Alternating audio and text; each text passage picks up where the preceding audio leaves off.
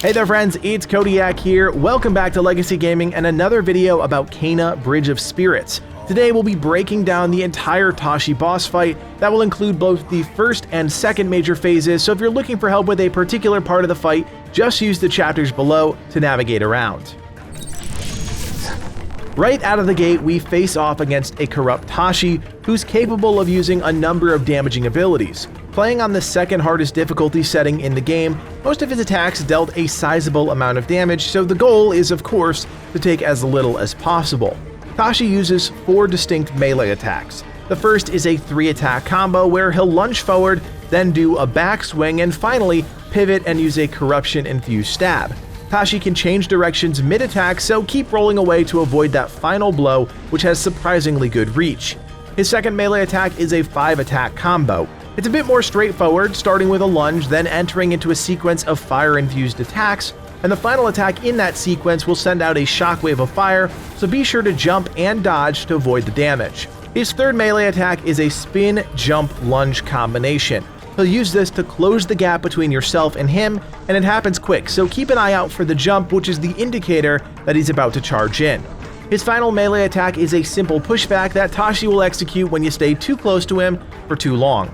Up close, Toshi is dangerous, but from a distance, he's just as deadly. You'll have to be on the lookout for a few distinct ranged abilities. First is an AoE explosion. He'll send out a wave of pink corruption that expands outwards, engulfing the entire encounter area. You'll need to use your spirit block here to avoid taking damage. Toshi will also use 2 teleportation abilities. The first allows him to teleport to the outer edge of the arena. He'll then summon a number of corruption projectiles that will home in on Kena. Keep moving and dodging to avoid being hit. Additionally, he'll use a shorter teleport, summoning an exploding spear that'll shoot out at the same time as he teleports. It's a little tricky to see, but as soon as you see him vanish, start dodging to avoid the attack. At a certain point, Toshi will also teleport to the center of the room and charge up a powerful ice-infused AoE attack, throwing his weapon into the ground and causing AoE damage to radiate out towards the edges of the encounter area. You'll need to jump to avoid this. Toshi can be a little tricky to figure out at first, but with a little patience, you'll be able to chip away at his health and eventually bring him down. The key is to realize there are no shortcuts. You just need to wear down his health pool until you win, but to do that, you need to get a little creative. Toshi blocks all basic ranged attacks and even reflects them back at the player for some considerable damage. He also blocks basic melee attacks, so you'll have to create an opening another way. The best strategy we've found to do that is by using spirit bombs, specifically rot-infused spirit bombs, to freeze Toshi for a few seconds. This will allow you to close the gap and smack him for some free damage. Just make sure you throw these at him when he's starting an attack animation, otherwise he'll still deflect them. You can also use rot-infused arrows to somewhat the same effect. The kicker being that if you time these right, you'll actually interrupt the sequence of Toshi's attacks. You can use this to great effect if you manage to stop one of his major abilities, like the rot explosion or the homing missiles. Really stopping anything is good because it means less potential damage to you. At a certain point, based on how much damage you do, you'll weaken Toshi and he'll enter a sort of vulnerable state. Use these few seconds to once again whack him a few times and chip away at his health. Like I said, there's no magic solution to killing Toshi quickly. It's a marathon, not a sprint, but if you take your time, really focus on avoiding attacks and creating openings that allow you to do some substantial DPS, you'll be just fine. Once you defeat Toshi, he'll vanish deeper into the mountain, near the mountain shrine.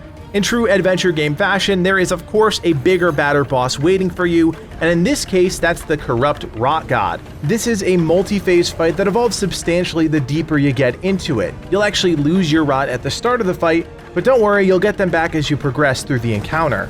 While technically not a dragon, there are a lot of mechanics that players may find familiar to other games.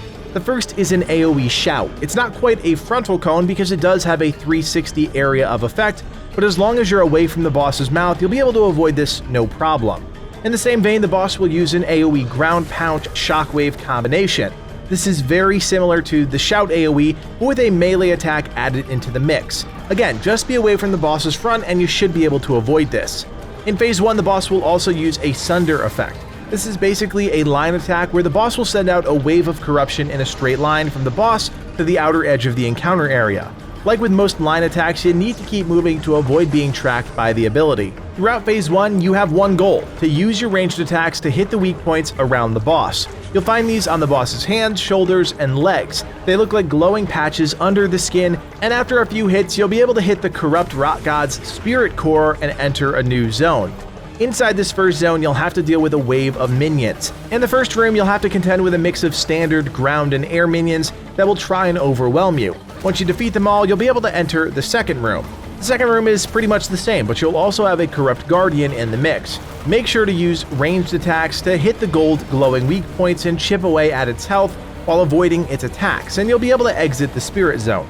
Completing the first gauntlet will give you back access to your rot, so use them to your advantage throughout the rest of the fight.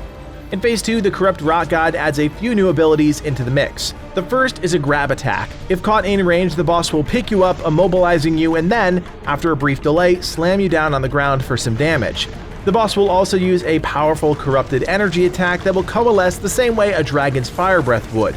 The only catch is that the attack can pivot back and forth, so you'll need to keep moving to avoid taking damage. You'll notice in Phase 2 there's no longer a health bar, you just need to avoid the boss's attacks and continue hitting those weak points.